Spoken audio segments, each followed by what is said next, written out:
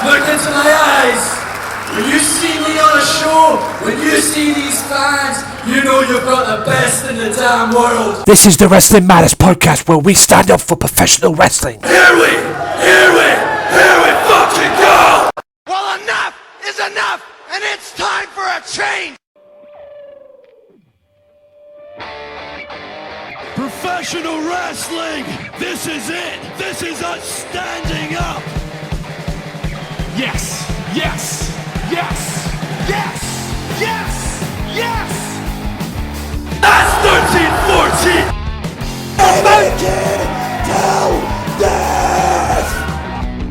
Dina, I am the best in the world. Cause that's the bottom line.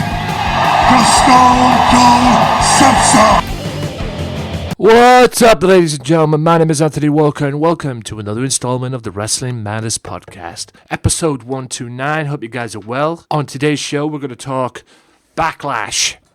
Yes, I'm going to talk BackLash review. We're going to talk Raw and Smackdown also. We're going to talk NXT, TNA, Ring of Honor, ICW, and plus a few other things as well in the pipeline as well. We'll throw a few other things in there as well. All here on the Wrestling Matters podcast. Wrestling Matters podcast can be listened to on the Swerve Talk Network. I've really got to work that out a little bit, man. I've been going on it a few times and the thing hasn't popped up on the website. But anyway, go and check it out. It's on the Swerve Talk Network, run by Daz, who hosts Max Wrestling Podcast. Also check out Kinney on Sunday Segway, James Belmont, who runs Offshoot Radio, and many, many more. Now go and check it all out, guys, because you will not be disappointed. That is the Swerve Talk Network. I'm always last on the Mondays, so be sure to show some love. Now, shout out to Mystery Island as well. You guys rock, you really do. Lots of good things happening there. Facebook.com/Back to the Island. All the information is on there. All the information of who's coming down, who's coming in to Mystery Island, and just check out a few other things as well. Shout out to TNT Wrestling as well. Be sure to check them out as well. I'm sure Mystery Island will probably have some more information on there as well. Also, ladies and gentlemen, be sure to check out all the other partners as well. Raging Falcon, and the list goes on that one as well. Even OSW TV as well. Be sure to check them all out. And yeah, that's the promotions. Now, guys, Wrestling Matters Podcast episode 129 kicks off with a little chat, ladies and gentlemen. I'm going to do a few other things later on in the podcast as well. That's there. But something caught my eye this week. Now, we're all wrestling fans at the end of the day. No matter who we are, we're all wrestling fans at the end of the day. We always check the dirt sheets. We always check what goes on and whatnot. No matter what, we always check the dirt sheets, and we see some stories that are true, some stories that are false, some stories that are just blatantly stupid, quite frankly. Now, for the first time ever in doing this, I've got a story here for WrestleMania 33 that is a bit OTT, in my opinion. And if you've seen this yourself, you will understand that as well. You'll understand why if you have seen this yourself. Because it's extremely OTT, over the top. But you never say never in WWE. It could very well happen. We don't know. Do I think it's going to happen?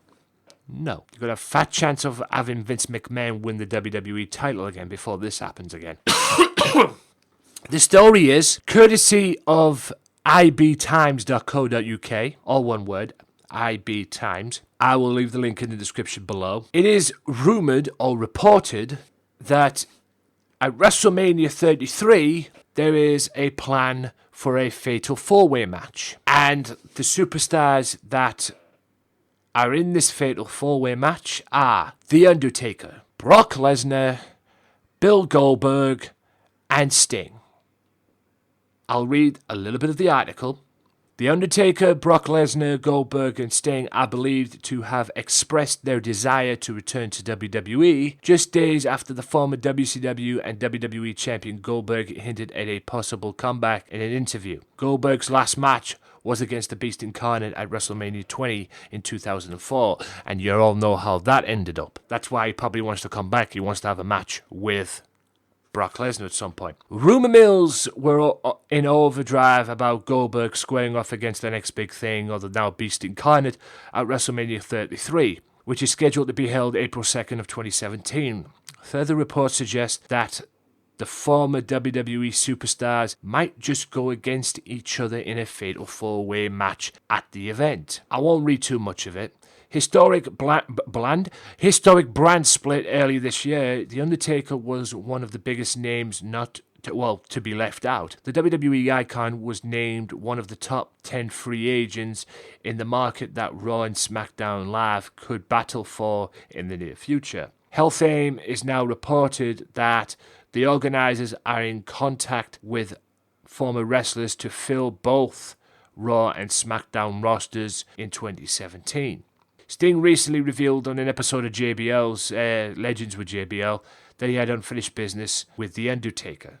That's the unfinished business I want. And like I've said previous on the podcast, guys, he said that he wanted a match with The Undertaker. He's made it crystal clear he wants a match with The Undertaker at WrestleMania. Probably to give back to the fans, I would imagine, but he wants to make that happen. He's made it crystal clear. If you don't believe me, go and watch JBL, the Legends with JBL interview on the network, or find it on YouTube. I'm sure the internet will probably have it up.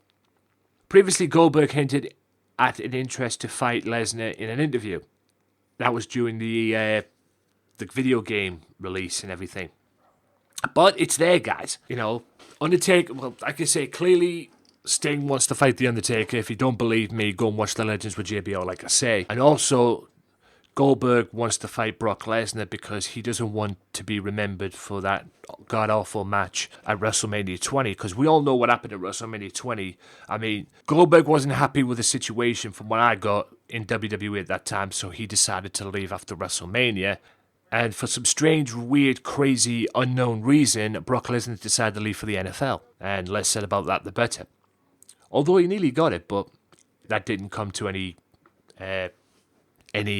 ongoing or undoing. But it's there, guys. I'll leave the link in the description below. Now, do I think this is going to happen? No. If I had to put a percentage on it, I would probably say there is a 85% chance that this will not happen, maybe more.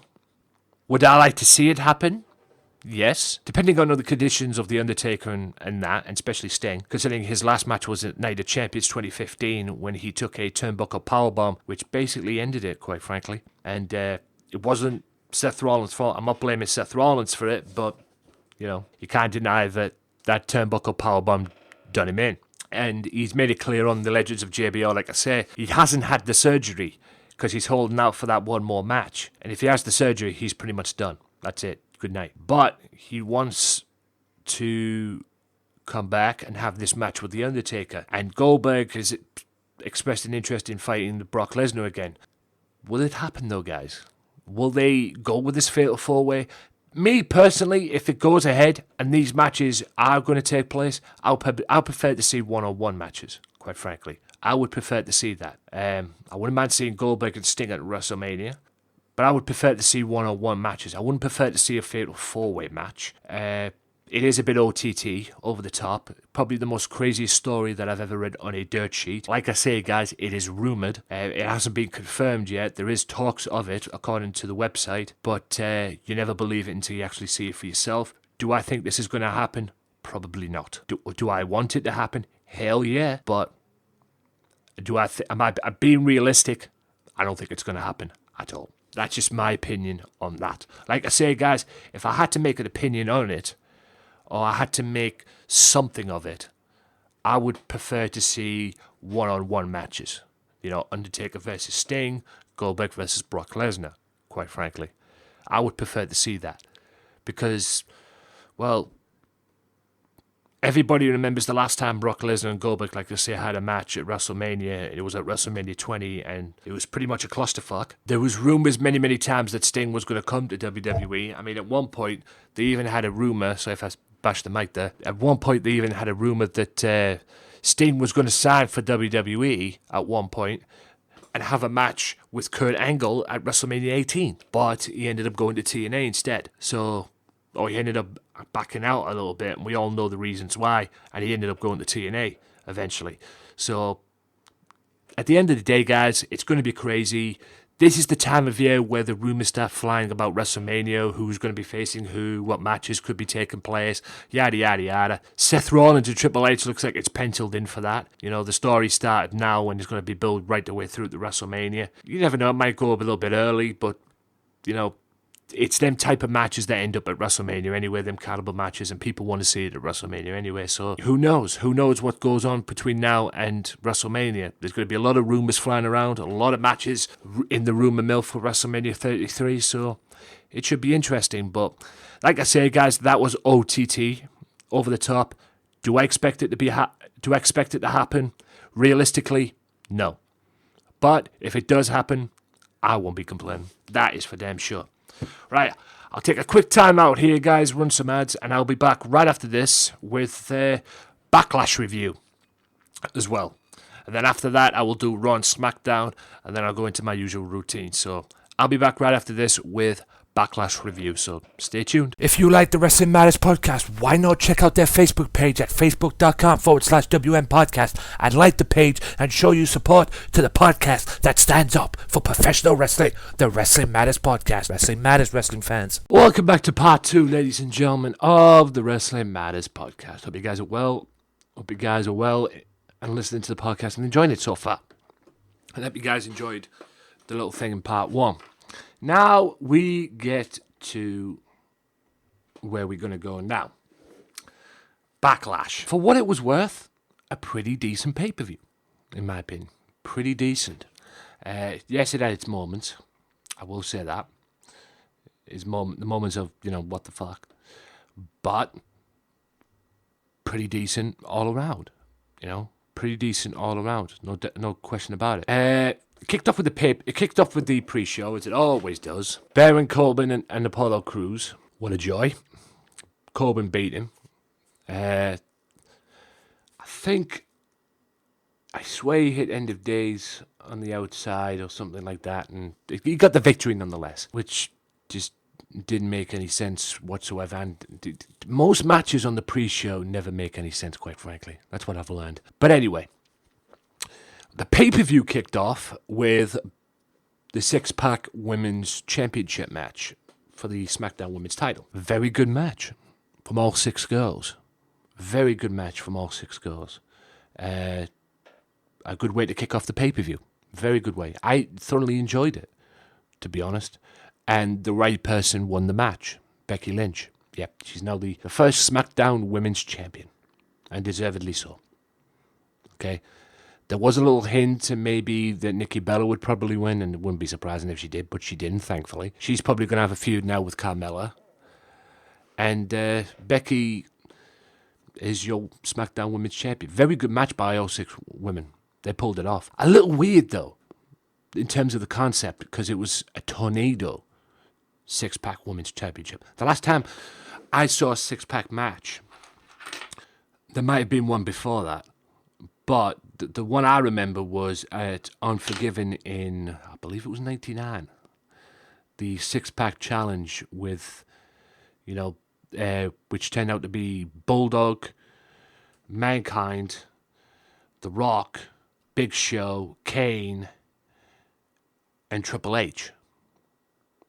I think Bulldog replaced The Undertaker because The Undertaker was meant to be in there, but he left. And, you know, it was with them 6 people, and Austin was the special guest enforcer. They were tagging in and out at that occasion. And it wasn't, you know, they were tagging in and out. They're all around the ring, and it wasn't like elimination or anything. I don't think it was elimination back then. But they were tagging in and out and everything. But this one, you know, WWE decided, just put the 6 girls in the ring and just let them go. Turn them loose. And they did. And fair play to them. But I don't know. I'll let you decide on that one. But at the end of the day, the right person won, Becky Lynch. Now, considering what happened on Smackdown with the Usos, injuring Chad Gable, WWE pulled American Alpha from the pay-per-view due to the injury. So they gave a second chance to the Hype Bros and the Usos.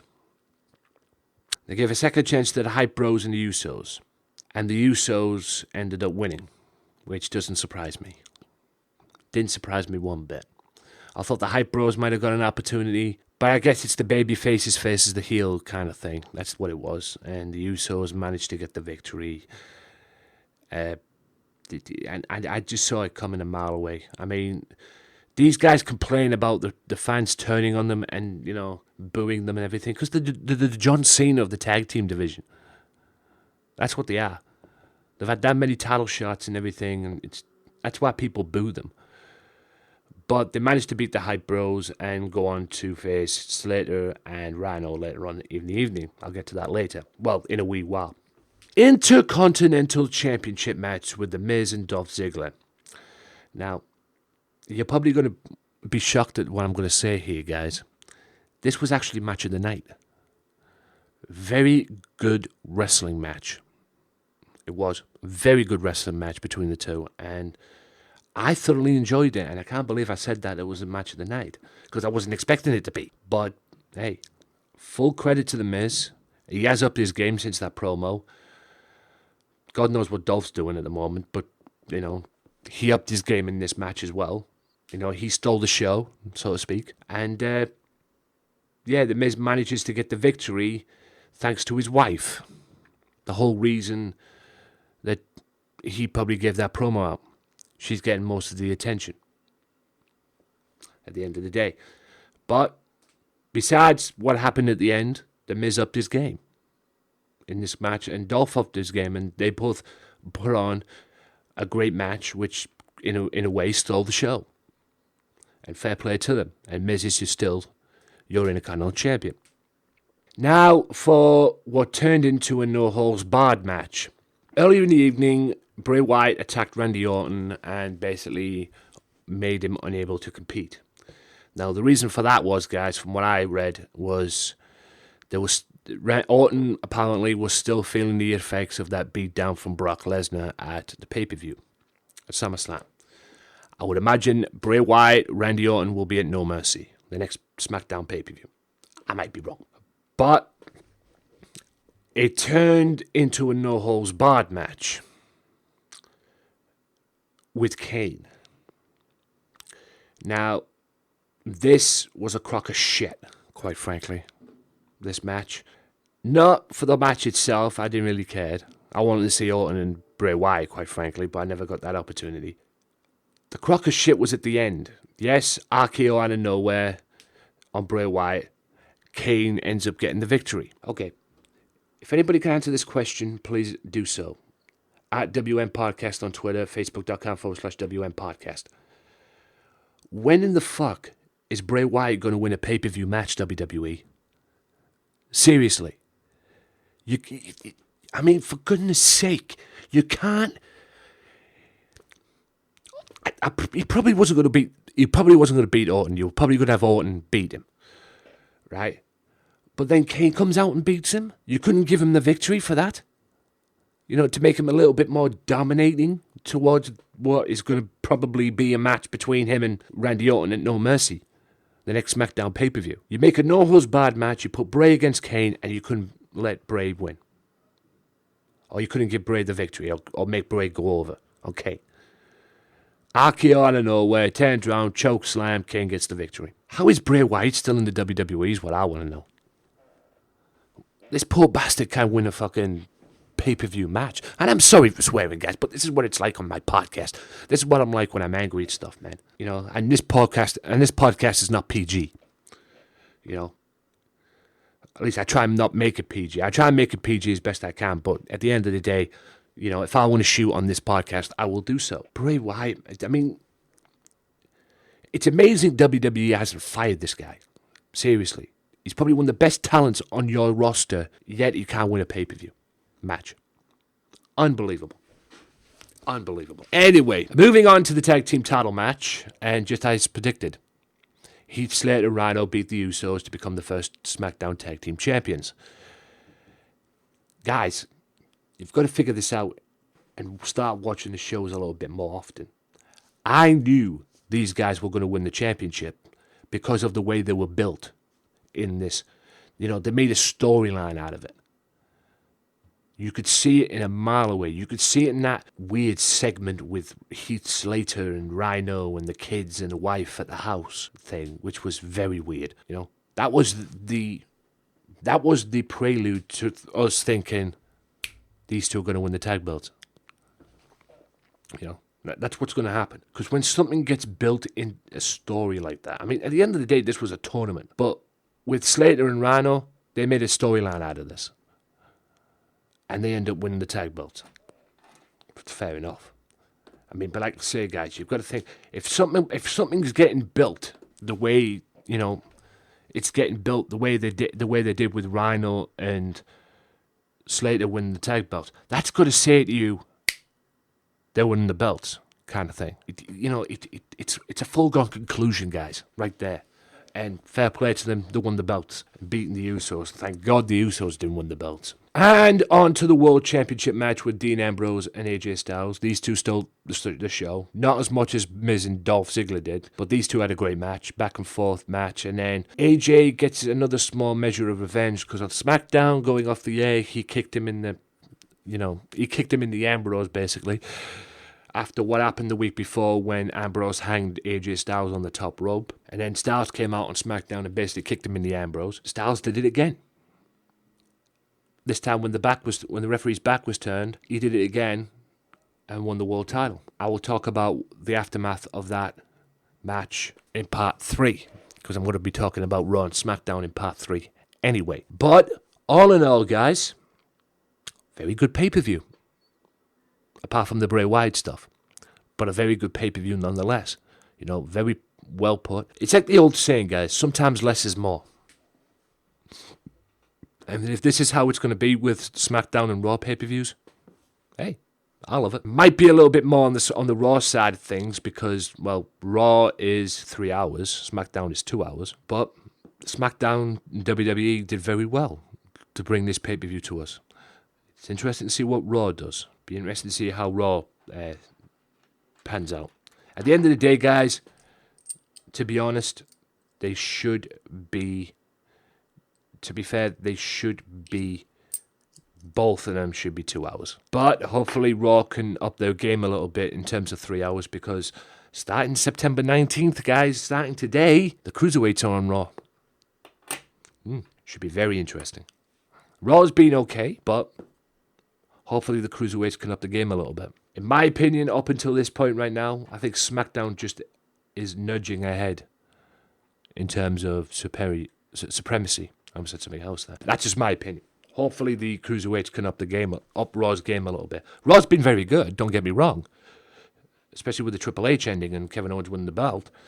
But, you know, it's great, but it can be more. That's my opinion on that. Anyway, I'm going to wrap it up here. I'll be back in part 3 with Raw and SmackDown reviews. So stay tuned.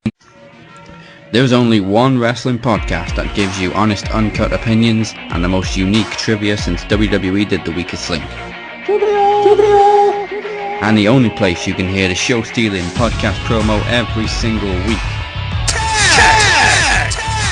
Covering WWE, TNA, Ring of Honor, Lucha Underground.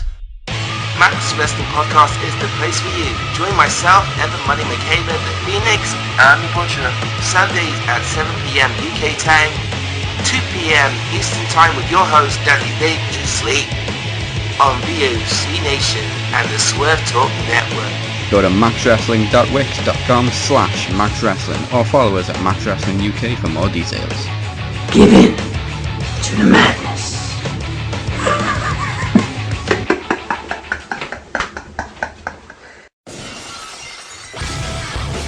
Be sure to listen to the Sunday Segway Wrestling Podcast. What? Every Sunday with Kenny Killer and the Galdem Sugar Shugs. Yes! Yes! with all the news, views, and laughter that you want. They like jet airplanes. Woo! They like long limousines. Every Sunday, the Sunday Segway Wrestling Podcast on Podomatic, iTunes, and YouTube. So why don't you choke on that, slap nut?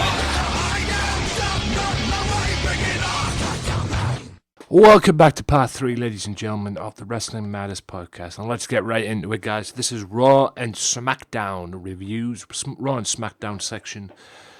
And I'll go through the quick hits on Raw and then talk about, the points that I feel matter. Raw General Manager Mick Foley addresses the Women's Championship situation. I'll get to that in a second. Sasha Banks defeats Bayley and Dana Brooke to become the number 1 contender for the women's title. Again, I'll get to that in a second. Bo Dallas beats Brandon Scott in a development match, I suppose you could say. One of them jobbing matches. I just don't get Bo Dallas full stop, to be honest with you. Sami Zayn appeared on the highlight reel. Cesaro defeats Sheamus and trails the best of 3 by 3-2. Cesaro's going to win that. You know he's going to win that. I don't care what anyone says. You know he's going to win it. Alicia Fox and Nia Jax ends in a no contest. Luke Gallows and Carl Anderson defeat the tag champs New Day. Jinder Mahal defeats the returning Jack Swagger, but that was Jack's last match on Raw. Epico beats Enzo Amore, and WWE Universal Champion Kevin Owens defeats Roman Reigns to keep him out of the Clash of the Champions main event, all thanks to a little help from Rusev. But let's let's talk about the situation involving the situation with the Women's Championship. Now, it was scheduled, the rumor was, all leading into this Raw, that Bayley was going to get a shot at the Women's Championship.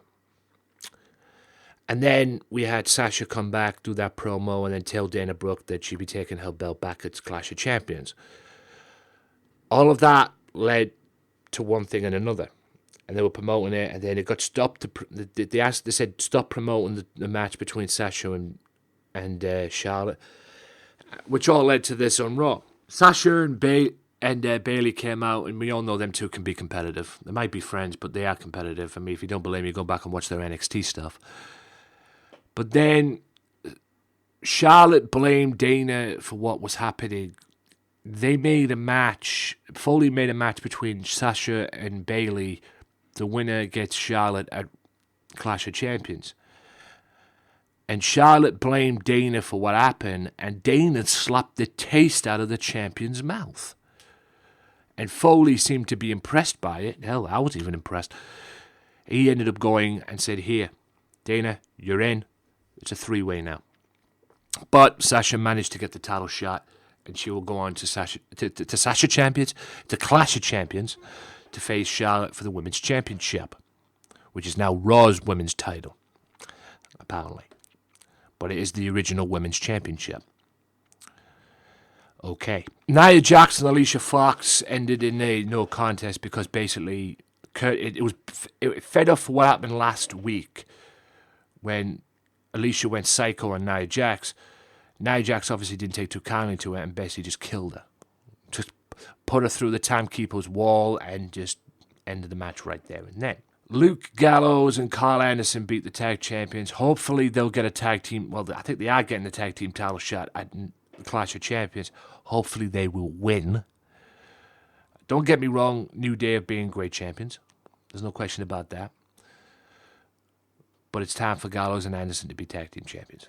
It really is. And Kevin Owens defeats Rusev defeats Roman Reigns to keep him out of the main event at Clash of Champions. All thanks to Rusev. That's why I said Rusev. All thanks to Rusev. Now, I read on the internet that him and Lana took a month off to be, to go on honeymoon. That's what I read. I might be wrong on that. I don't know when that article was made, but I thought it was for today, but obviously it seemed it wasn't. So it seems that the rumored match between Rusev and Roman Reigns is going to happen at Clash of Champions, and Rusev will will probably lose the United States Championship to Roman Reigns, and Roman Reigns will be your United States Champion after Clash of Champions. I can see it coming a mile away. And if anyone doesn't, then they're idiots. And Kevin Owens goes on to face Seth Rollins one-on-one at Clash of Champions as well, and defending the Universal Championship. Yeah. It amazes me that Roman Reigns can still, get these shots and everything, and it's a case of whatever, basically, for me. Anyway, Smackdown. All leading in now to No Mercy, which is the next Smackdown pay-per-view. AJ Styles came out in a segment, and it was announced. Obviously, John Cena came out to challenge AJ Styles, and it was Dean Ambrose didn't take too kindly to that, and John Cena and Dean had words, and Dean challenged AJ Styles to a rematch. Shane came out and made a triple threat match for No Mercy because AJ Styles will have to defend the championship, the WWE title, against John Cena and Dean Ambrose. Usos and the Hype Bros again. The Usos defeat the Hype Bros again. The Miz, Daniel Bryan, and Dolph Ziggler's tangled web continue to spread. Oh, I'll get to that in a second. Jack Swagger jumps ship to join Smackdown Live. More on that in a second. Alexa Bliss wins a fatal 5-way match to become the number 1 contender for the SmackDown Women's title and to challenge Becky Lynch at No Mercy, rather. Heath signed his contract to be on SmackDown Live. Heath Slater and Rhino defeat the Ascension in a SmackDown Tag Team Championship match, their first defense. The mind games continued between Bray and Orton, and John Cena and Dean Ambrose defeat AJ Styles and his partner, The Miz, which was made because during that segment when Shane announced that he was going to make a triple threat match, it was announced that John Cena teams with Dean Ambrose versus AJ Styles and a partner of his choosing. But Daniel Bryan wanted him to have this partner, this jobber guy, and this beef between, and all of that led to the heat that's going on between him and The Miz. And Miz came out and attacked this jobber guy and basically clouted him and put the skull-crushing finale on him and won the match. And got himself in and teamed up with AJ Styles. But Cena and Ambrose won the match. And then Dean Ambrose made a statement and Dirty Deeds John Cena in the middle of the ring. People didn't seem to like that. The crowd were booing Dean Ambrose. The crowd was Philadelphia. It was a Philadelphia crowd. And they were cheering John Cena. That's a first. Because that's a hardcore crowd. Back from the TCW days and everything. And they were cheering John Cena.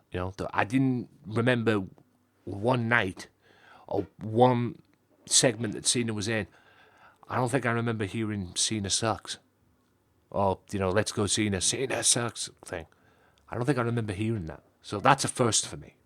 Maybe John Cena's getting back in the good graces of the fans. He hasn't been around that much.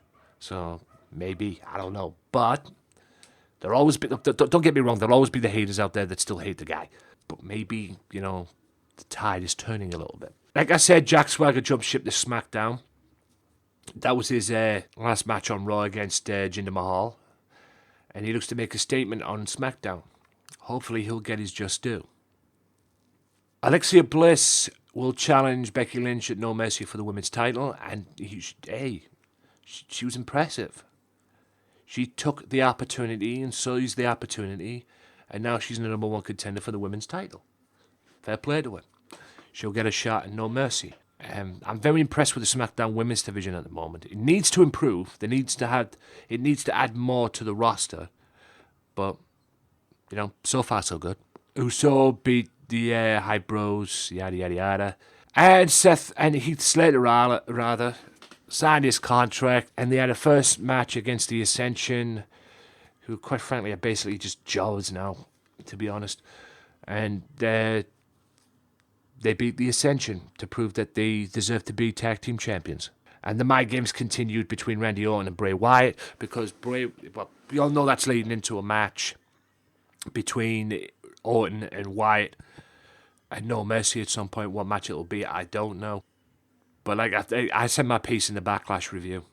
I said my piece about that match. I mean, it's amazing Bray's still on the roster, to be honest with you. If you just tuned in, or you're just tuning in to listen to this, I suggest you go back and listen to my Backlash review part, and I've said my piece about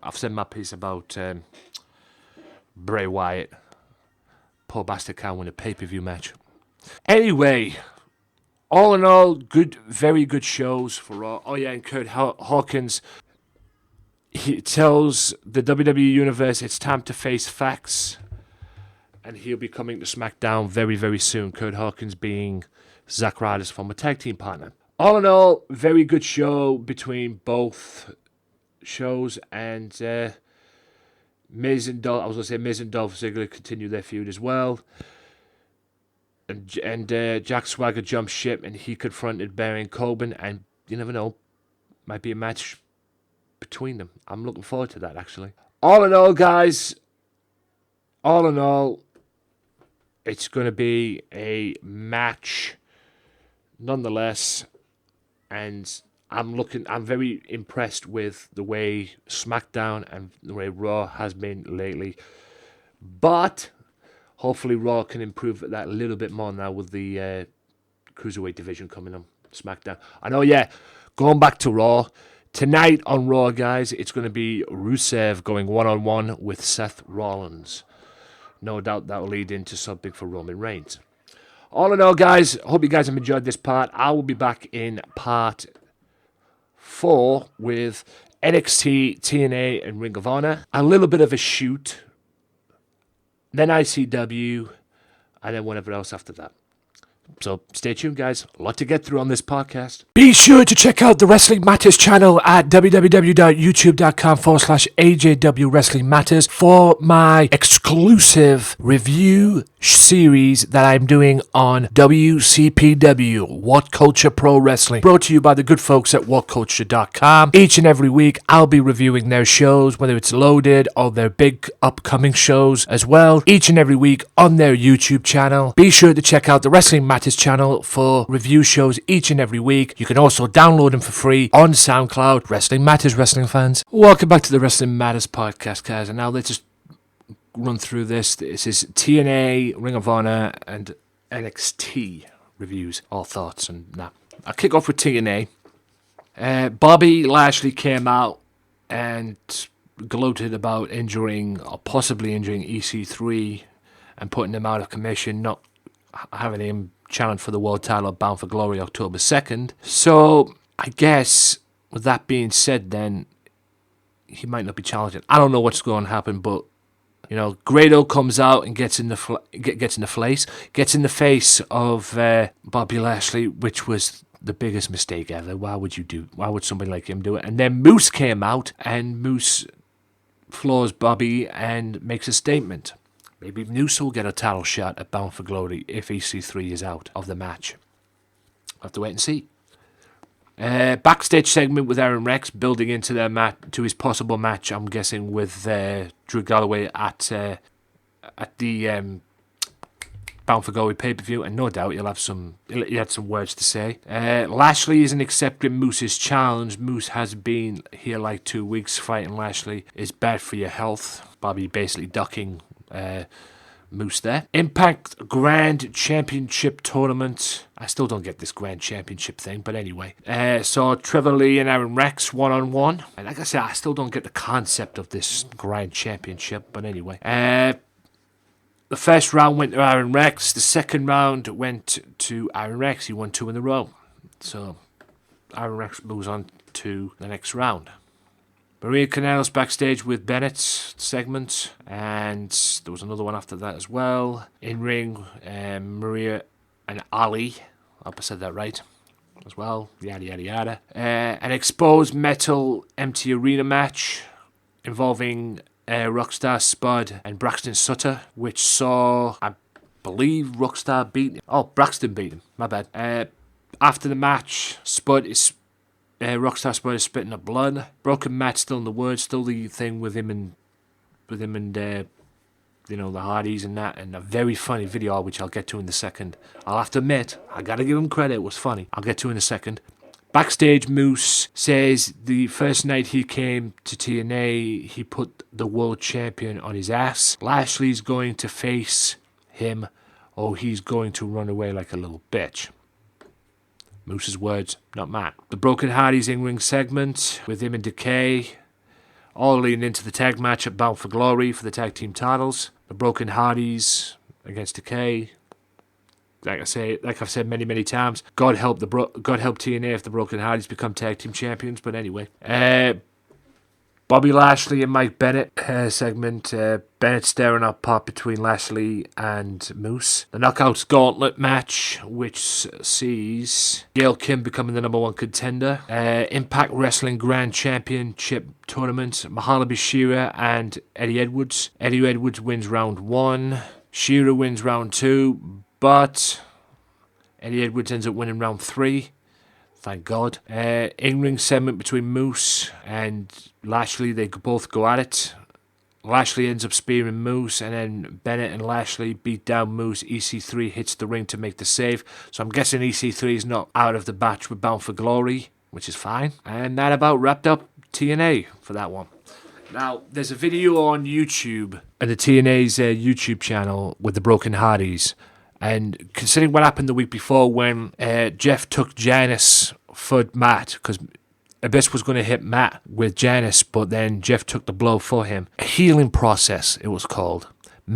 Broken Matt healing Jeff Hardy, Brother Nero. Just watch, it was hilarious. Because he dumps him in the water, brings him back up, and he brings back the heel Hardy.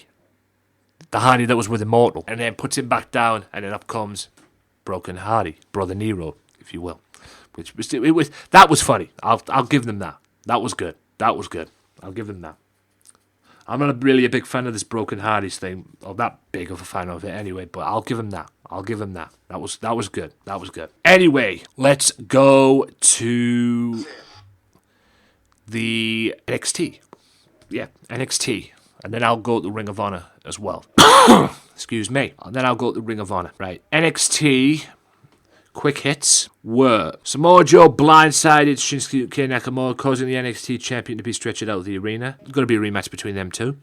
Liv Morgan beats Rachel Fazio. I hope I said that right. Hideo Itami beats Drew Gulak. The Authors of Pain destroy probably Chris Payne and Doug. Is it Cesar? I hope I said that right. If I said that wrong, I apologize. And Bobby Roode beats No Way Jose. And apparently Bobby Roode has a revamped version of his theme song, apparently, as well. It's still the glorious theme song, but apparently they revamped it as well, which I'll have to check out at some point. But we will see. So that was basically not much happening on NXT. I don't know when the next NXT big show is, but NXT kicking ass, going strong. And like I said, there's going to be a rematch as well between Nakamura and Joe for the NXT title. That is not done by a long shot. Anywho, ladies and gentlemen, Ring of Honor.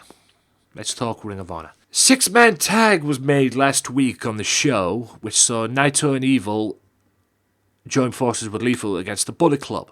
Now, this was a great match, but it didn't end very well for Lethal, because Lethal's obsession with Adam Cole caused Naito and Evil to walk away from Lethal. So basically, for a time, it was 3-on-1. Then Elgin came out, and then Kyle O'Reilly came out, and Nigel McGuinness allowed it, 3-on-3, and Lethal, Elgin, and O'Reilly ended up winning the match, all leading down. So interesting things come out of that. 3 guys who are eventually going to get a title shot against Adam Cole at some point. Elgin's got one at All-Star Extravaganza, but it's going to happen at some point. Riley will get a shot, and then Lethal will get another shot, probably. I don't know. Naito and Lethal and Evil, though, how's that going to pan out? We'll have to wait and see on that one. But it was a great 6-man tag. Very weird storytelling in it as well, with Lethal and Naito and Evil as well, them two going away and leaving Lethal on his own and that, and then having Riley and Elgin come down. But anyway, It was a great nonetheless. I thought that would have been the main event, but the main event of this week's show was Shibata challenging Bobby Fish for the Ring of Honor World TV title in what was an epic main event. Very good TV title match, very good wrestling match, and Fish just, and only just, manages to get the victory. And after the match, they went face to face with one another, and seeing that they're going to have another match at some point for the TV belt. Now, I don't know if this is a good idea, what Nigel McGuinness did, but it seems that next week, Steve Corino returns to commentary on Ring of Honor. So next week, but there's still this feud between BJ Whitmer, Kevin Sullivan, and Steve Corino. Is it a good idea? I don't think so. But we'll find out next week, I guess. But anyway, guys, that about wraps it up for this part. That about wraps it up for the Ring of Honor, TNA, and NXT review.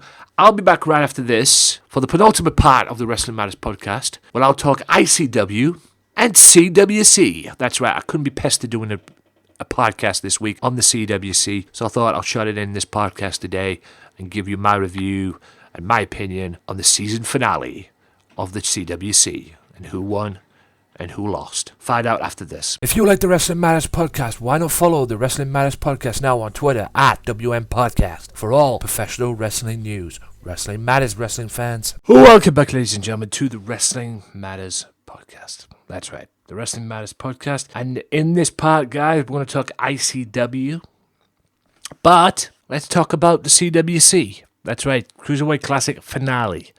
Now, I was going to do a podcast this week, but I thought, I'll leave it. I'll add this podcast to the series that I've done on the CWC as well. But, I just thought I'd put it in the podcast for you, and hopefully you guys will enjoy it. Now, I got to say, the final lived up to the expectations, man. It really did. The damnedest thing I've ever seen. Gran Metalik went one-on-one with Zack Sabre Jr., and Kota Ibushi went one-on-one with TJ Perkins in the semis. Now, I get the feeling what happened in this match was based on the fact that, from what I read on the dirt sheets, Zack Sabre Jr. did not want to sign a contract with WWE because he wanted to accomplish other things first before making that step. And Kota Ibushi wanted to do the same thing. So I felt that these matches were based off that. That's why, Gran Metalik ended up going into the final, and TJ Perkins. More on the TJ Perkins, Kota Ibushi in a second. Gran Metalik, Metalik started fast. Next thing, the match starts, and next thing you know, he's doing a flip dive on Zack Sabre Jr. He looked to quicken the pace, make the match fast. Zack looked to slow it down. A very high competitive match. Probably, probably the best moment of the match was the head scissors on Zack Sabre Jr. by Gran Metalik, because they're on the top ropes, and then Zack ended up going on the top rope like an AJ Styles, except he stood on the second rope, and the next minute, Gran Metalik is head scissors him off the top rope with the Frankenstein, which was just beautiful. Very good competitive, fast-paced, hard-hitting match, and at one point these two were slapping the taste out of each other. That's how hard-hitting it was. And Gran Metalik gets his driver, the Metalik driver, and gets the victory. Moves on to the semis, to the final rather. Wow. The next match was Kota Ibushi. This was just amazing. A entirely different match to what we saw in the first match. Slow start to the match, chain wrestling. TJ was working the leg, as you would think. Kota seemed to dominate most of the match, and early on in the match as well. Kota did a golden triangle moonsault. First one, he didn't get it, and landed on his head on the outside, thanks to TJ Perkins. But the second one, boy, did he get it. And it was just a beautiful view from it, man. It was just awesome. Just awesome to watch. Absolutely superb. Amazing, hard-hitting match. It was, oh my God. This match was hard-hitting. TJ just did not quit. Kota hit him with his finishing move. TJ kicked out. And the next minute, he made him tap out with a knee bar. But he turned it into like an STF move as well. He did everything he could to make Kota tap. And he did. God, he just wouldn't die. TJ Perkins just wouldn't die. And it was just so good to watch. It really was. And I would probably say these two matches, the two semifinals, were in my top 10 of great matches. in the CWC. If I had to put a top 10 together, them two would definitely be in it, no doubt. A little bonus match. Noam Dar and Cedric Alexander teamed up to face DIY, as they're now known, Johnny Gargano and Tommaso Ciampa. Very good start. Cedric with a dive. Hard-hitting, fast-paced, hard kicks. Amazing action. Great tag team wrestling. And the DIY win it with a hard-hitting, crazy match with a combination super kick knee combo as well in the match. And good grief, there were some super kicks in the match, especially in the Grand Metalik match as well. There was a majority of super kicks in these matches, guys, that were on point. Flush on the button. It was just so good to watch. I mean, even Shawn Michaels would have been proud of them. Seriously. And on to the final, TJ Perkins, Grand Metalik. Just a joy to watch. Triple H came out and introduces the Cruiserweight Championship. So not only did the winner get the trophy, the winner goes to Raw tonight, September 19th, and is the first WWE Cruiserweight Champion of the new era. The match started, feeling out process, just great stuff to watch. Obviously, these two weren't going to go at it tooth and nail because of what happened earlier on in the match. Some great stuff. Grand Metalik dives on TJ. He dives to the second rope, but headbutts TJ in the process. You see a beautiful shot on the replay. It was just beautiful stuff. Hard-hitting match that TJ ends up winning. But the story and the match and the moment of the match came from Grand Metalik. How the hell he did this, I don't know. It was the most craziest thing ever. And WWE, you need to sign this guy up. Seriously. TJ's on the apron. Grand Metalik runs at him to do like a move. He hurdles the top rope and Hurricane Rana's Frankenstein's TJ off the apron. He hurdled the top rope. The only people I've seen do that is the people like Undertaker if they're going to dive on somebody on the outside. He hurdled the top rope and Hurricane Rana's Frankenstein's TJ Perkins off the apron. Sick. Unbelievable. I hope there's a GIF of that because it was just insane. But it wasn't enough, and TJ ends up winning and gets the trophy and becomes the very first WWE Cruiserweight Champion of the new era. Thankfully, the fact that Hornswoggle was the Cruiserweight Champion, the last WWE Cruiserweight Champion, has been erased. Hallelujah. Anyway, all in all, I've enjoyed the CWC. Hope there's another one. We shall see, but I have thoroughly enjoyed it. I really have. Just great stuff, and, kudos to Triple H, man, for real. Anywho, ICW Friday Night Fight Club. It kicked off with co-owner and gobshite himself, Mr. Red Lightning, running his mouth, abusing his power, and introduces the world champion. Red finally gets an answer to his challenge for the Hydro, which Dallas greatly accepts. And then Dallas brings out James Scott to have a good match with Wolfgang, but Wolfgang, obviously, we all knew, got the victory. Right, Chris Ridgway went one-on-one with Sha Samuels. That was until Sha Samuels got attacked by Kid Fight, and they end up going to the locker room, and Trent Severin comes out and fights Chris instead, and a spinning pile driver by Trent gets him the victory.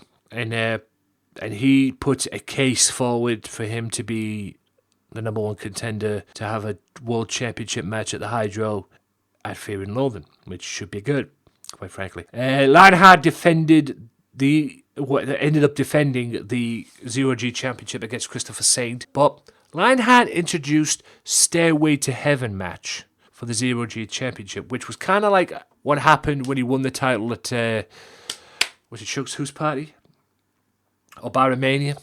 When he won it at that show, he won it at Barrowmania in the 6-way, 5-way, whatever the heck way it was, except this time there's going to be 6 people involved, and the final 2 get to compete in a ladder match for the Zero-G Championship, which should be very interesting and very unique and original, and I'm looking forward to seeing that match. Anyway, Christopher Saint got a title shot, but Lionheart dominated him and made somewhat quick work of Christopher Saint. Now, Lewis Garvin Wild Boar match turned into a 6-man tag, which saw The Purge and Lewis Garvin take on Reese, Boar, and Mike Bird, which saw Barr, Bird, and Reese end up getting the victory in an impressive way.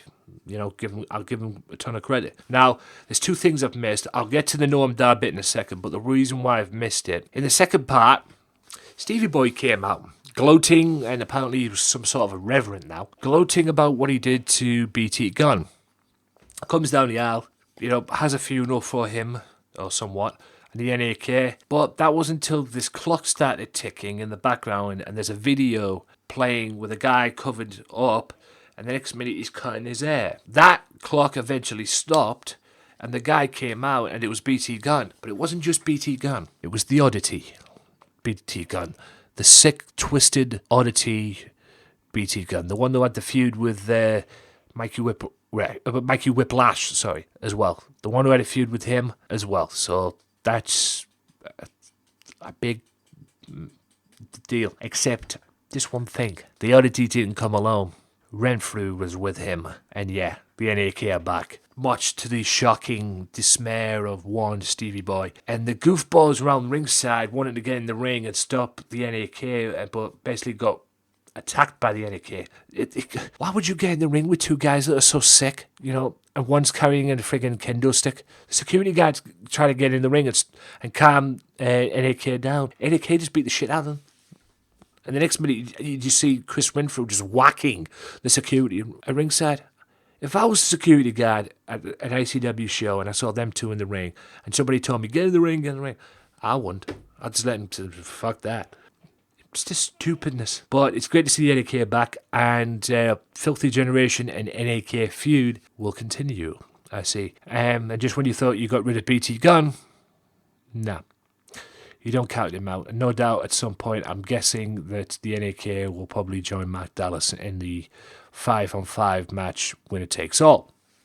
All in all, guys, 2 good shows reviewed by me, and they are definitely worth the watch. Check them out on ICW On Demand for the ICW show, and subscribe now to the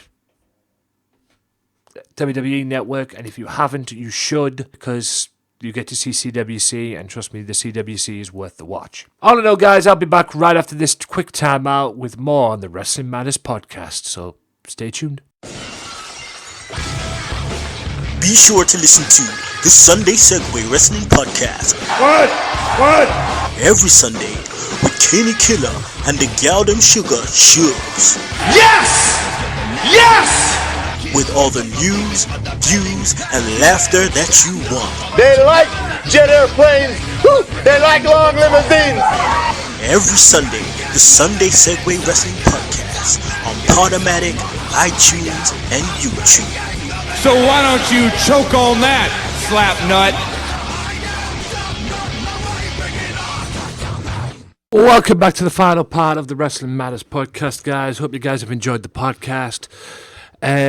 You can listen to the podcast on Swerve Talk Network, Max Wrestling, Sunday Segway, Offshoot Radio. Join the crew, join the fun, check them out. Great shows. You will not be disappointed. Bank on that. Take my word for it, whatever. Also, check out Mystery Island, guys. Facebook.com/Back to the Island. All the information you will need to find out who's coming to the island, who's not coming to the island, what is taking place, what's in the shop, yada, yada, yada. You know, get yourself over there. 56 to 58 Birkenhead, Oxton Road in Birkenhead. I always get that mixed up for some reason. But anyway, check them out, guys. 56 to 58 Oxton Road. Please get yourself over there if you're in the area and you like that kind of stuff as well. And like I say, Facebook.com/Back to the Island for more information. Also, check out the other partners for the Wrestling Matters podcast as well. Raging Falcon, OSW TV, and the list goes on and on. There is a list, you know, the list will be in the description below. Please check them out as well. Facebook.com/WM Podcast, at WM Podcast on Twitter, and there you go. Now, I want to get into a little bit of a rant here. I got talking during the week to some deluded wrestling fans, and they were talking about TNA. And it was on the video on YouTube about when Drew Galloway brought the TNA World title to ICW. They said, he started saying that Drew Galloway had brought prestige to the championship, the TNA World title. Drew Galloway was TNA World Champion. He cashed it in on Matt Hardy and won the title, only to lose it at Slammiversary to Bobby Lashley. That's why Bobby's where he's at today. I don't remember him having that many title defenses. And bringing prestige to a belt? Nah, I don't agree with that. But the thing that got me is wrestling fan. Is he turned around and told me during the comment, he put, and this is the God's honest truth, he said that buying a ticket, spending $3,000 on a plane ticket, brings prestige to a world title belt, which is a crock of shit. Okay? And it's like I say, I want to be surrounded by wrestling fans who talk wrestling and right, not deluded morons like this person was. I mean, are you mad? You put prestige to a belt. You bring prestige to a title by defending it all over the world, not just in the country you're in or in the company you're in. You go to other companies and other places around the world and you defend it there. Say if you're in America, you go to England and Ireland and Scotland and Europe. You defend it all over the globe. That's what they did with the NWA back in the day. That's why it was called a World's Heavyweight title. But what I was trying to say is in the period that Drew Galloway was champion in TNA,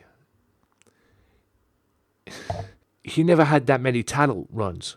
He had more title defenses, rather. That's what I meant by title runs. He had more title defenses as ICW champion, and hell, he made that belt a World Heavyweight champion.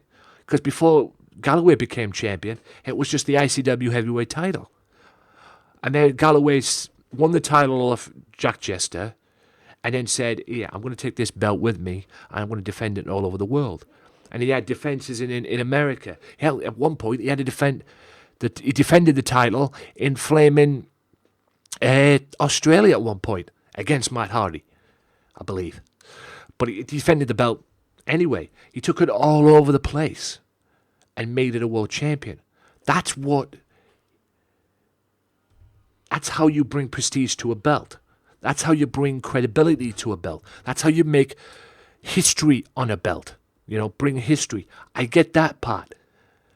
But, he brings prestige to a belt.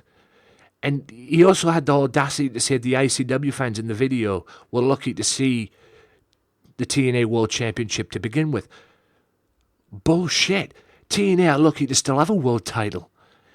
Quite frankly, they're lucky to still be in business, considering. And I've been a fan of TNA. I've been following TNA since its heyday back in the day, in 2002 and that. And they're a far shell of what they used to be.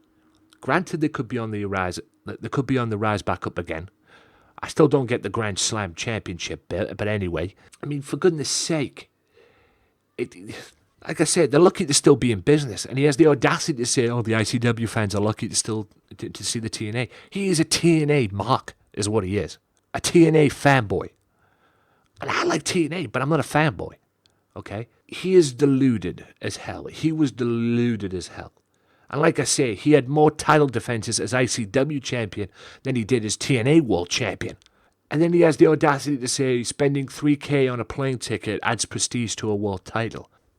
That's when I just wanted to jump out my freaking window. Seriously.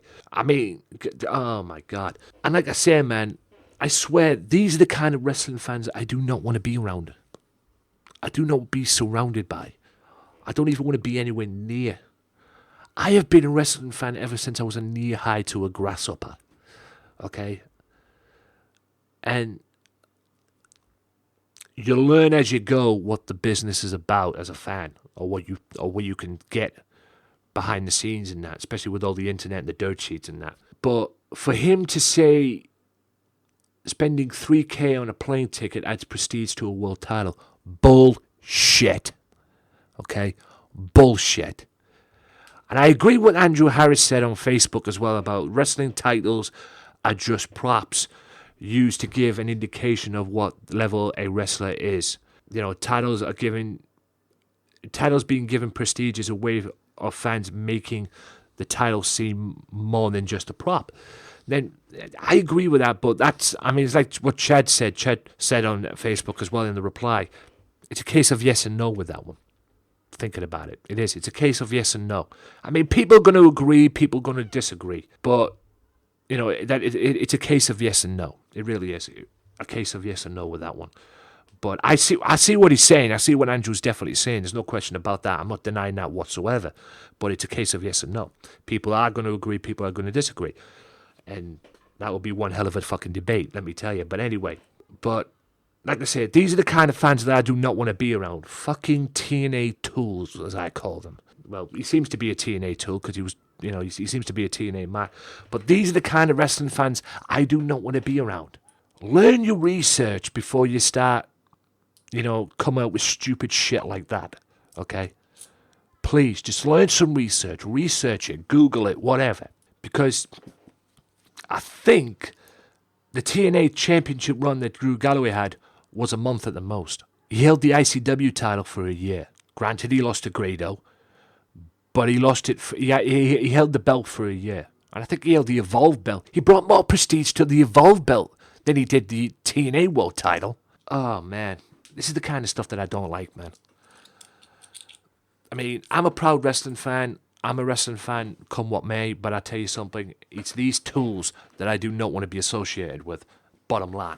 Anyway, ladies and gentlemen, I'll end this podcast on a positive note and go through the top 10 most shocking double crosses according to World Culture in WWE. And number 10 was Evolution.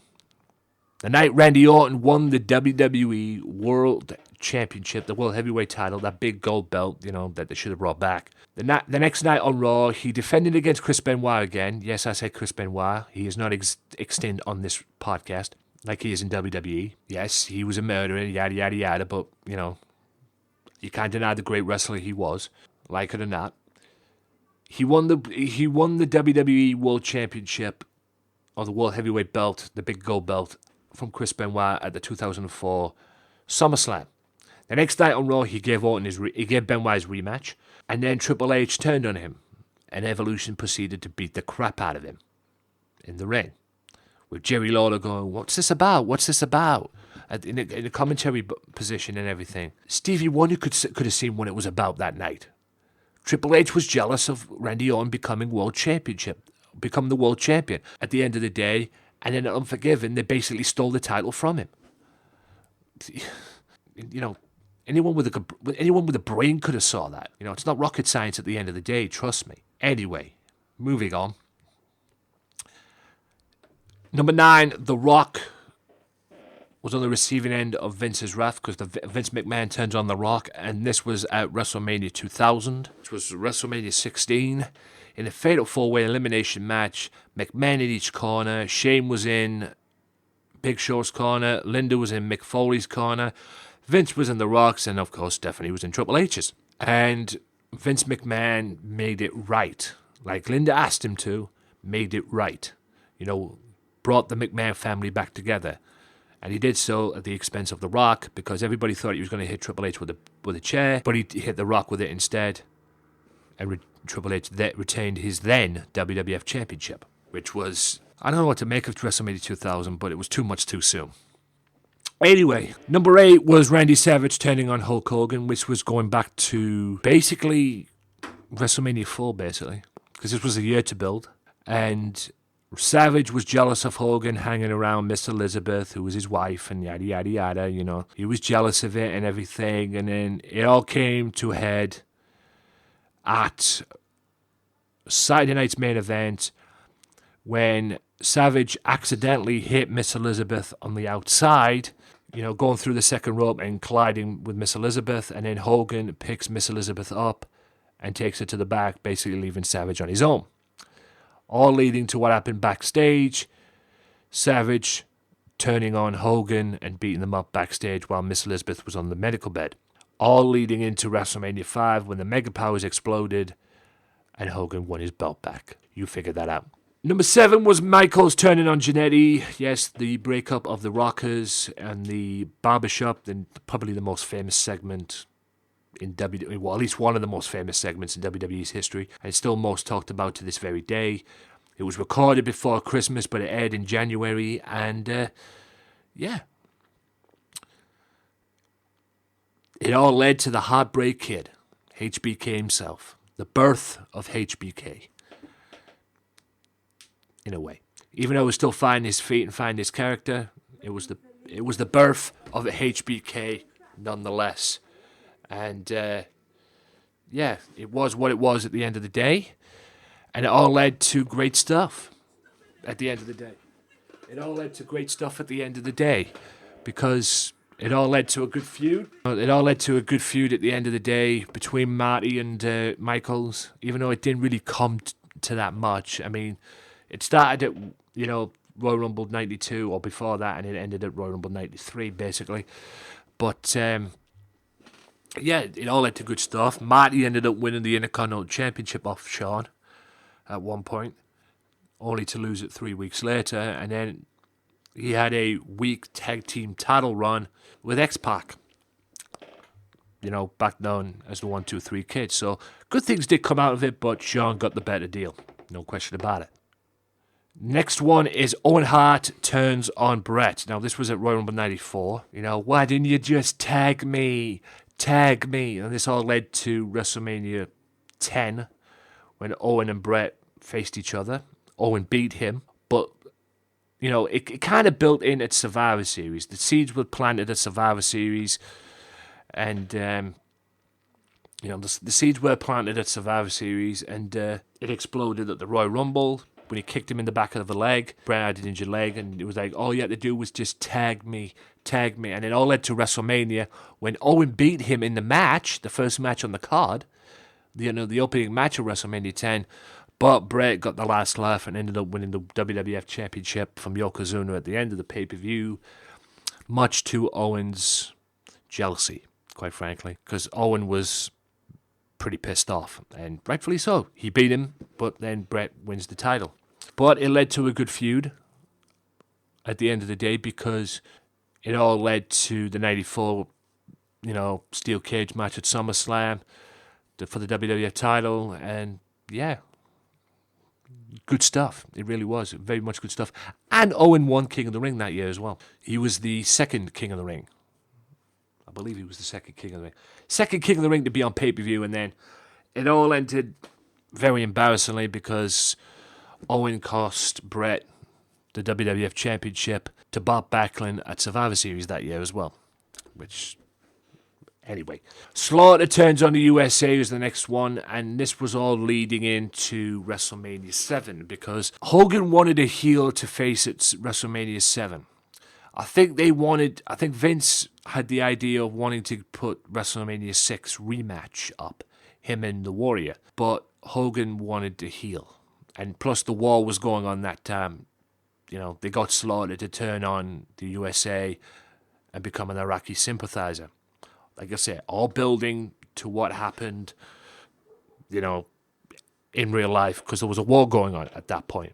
And then he wins the WWF Championship at Royal Rumble 91, beating the Ultimate Warrior thanks to a little help from Macho King Randy Savage.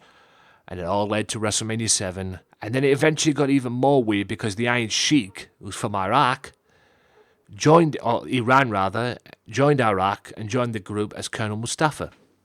And that's how the Triangle of Terror was born. And we all know how that panned out at Survivor Series, at SummerSlam. The next one is Andre turning on Hogan. All of this led to WrestleMania 3. Now, these two were the best of mates. Andre was undefeated. Hogan was the champion. He was the man. There's no question about that. But it all led to one segment on Piper's Pit. I would probably say the number one most famous segment on Piper's Pit, with Hogan coming in with Jesse Ventura and everything, and then Andre walking out with Bobby Heenan, and then basically challenging Hogan to a match at WrestleMania for the championship. And we all know what happened then.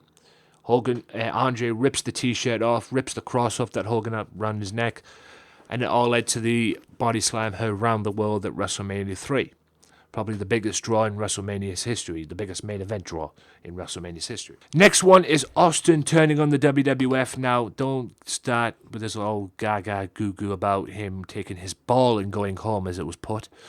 It's not that one. It's him turning on the WWF to join the Alliance at Invasion in 2001, which led to him being a heel leader for the Alliance, which didn't come to much. This is how desperate the Alliance were, because the marquee stars they got were, yes, they brought in ECW as well, but the marquee stars they got in WCW were flaming, DDP and Booker T. So they had to have a marquee heel, and Austin turned heel, turned on the WWF, turned on Vince McMahon, and joined the Alliance. All leading to what happened at Survivor Series. It was weird as well, to be honest with you, because he was underappreciated in WCW. ECW, you might have had him, be the leader of the ECW group. I might have had him because he felt well in ECW, a lot better in a way than he did in WCW, despite the fact he was US champion, TV champion, and tag champion, never world champion. So, like I said, it all led to Survivor Series in 2001. You lose it, the Alliance lose, and the next night on Raw, Austin's back to normal again because he turns babyface and beats the living crap out of Vince McMahon and Kurt Angle. The next one is Stephanie turns on Vince. This was at Armageddon 1999. The beef between Vince and Triple H exploded in a match, no holds barred match at the 1999 Armageddon pay-per-view.